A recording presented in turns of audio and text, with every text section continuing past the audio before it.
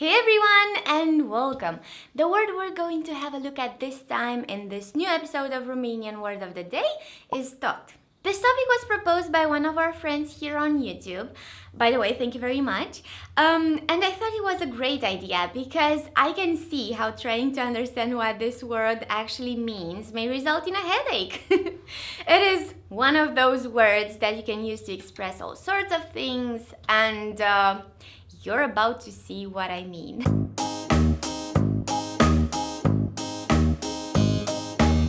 The word TOT is mostly used as an adverb, as an adjective, or as a pronoun. As an adverb, it doesn't change its form and it can express various things. For example, continuity, usually used along with the adverb mai. Tu tot mai crezi ce-ți spune el? Repetitiveness. De ce tot cumperi atâtea șosete? Followed by a comparison, it shows a gradual intensity. Vremea devine tot mai urâtă. Used to express identity or similarity. Și eu sunt tot din România. In a comparison, it shows equality. Filmul acesta este tot atât de bun ca filmul de ieri. Și filmul acesta e tot ca filmul de ieri. In negative sentences, it usually shows that something doesn't happen in spite of another action. Tot nu pot să cânt la pian, deși exersez de atâta timp. Followed by a place, time, or modal adverb, it indicates that the place, time, or manner in which something happens remains the same or doesn't change. Mașina este tot acolo unde am lăsat-o ieri. Referring to something that will supposedly happen on and on or forever. Șanse tot o să mai fie, așa că nu trebuie să te grăbești. As an adjective, TOT has in the nominative accusative the following forms. Tot, toată, toți, toate.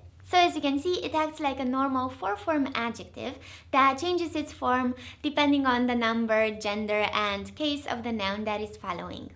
By the way, it is important to know that nouns following this adjective receive definite articles, as you will be able to see in the examples that follow. So, when used as an adjective, TOT refers to following things. The entire quantity or amount of something.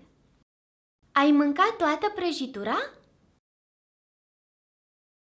The whole number of a particular group or thing.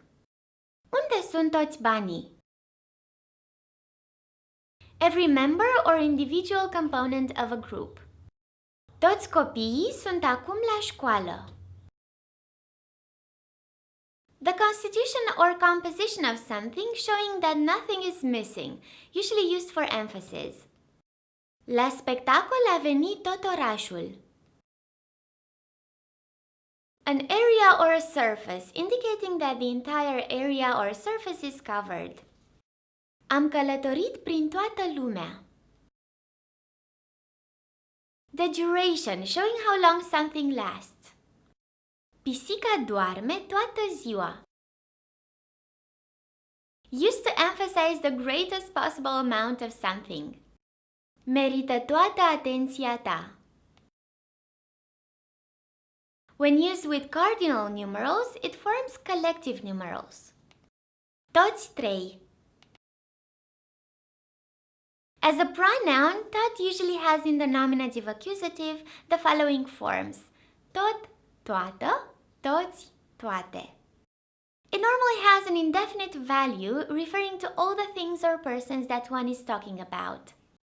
Când au ajuns acasă, toți erau foarte obosiți. It can have a neutral meaning referring to the entire amount or extent of something, as opposed to nimic. Nu știu nimic. Știu tot. And here's a couple of important phrases that use the word tot. O nimica toată. Cu tot dragul.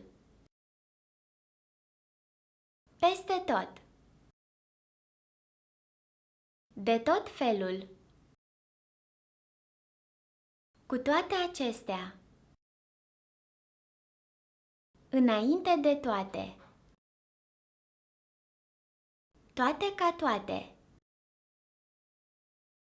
Alrighty, that's about it for now. I really hope you enjoyed watching this video and that it helped clarify some language mysteries. If you found it useful, please give it a big thumbs up and subscribe to my channel for more videos of this kind. And I also wanted to let you know that there's another quiz available for this lesson as well on my website, and the link is in the comment section. Yeah, I'll see you next time. Be happy!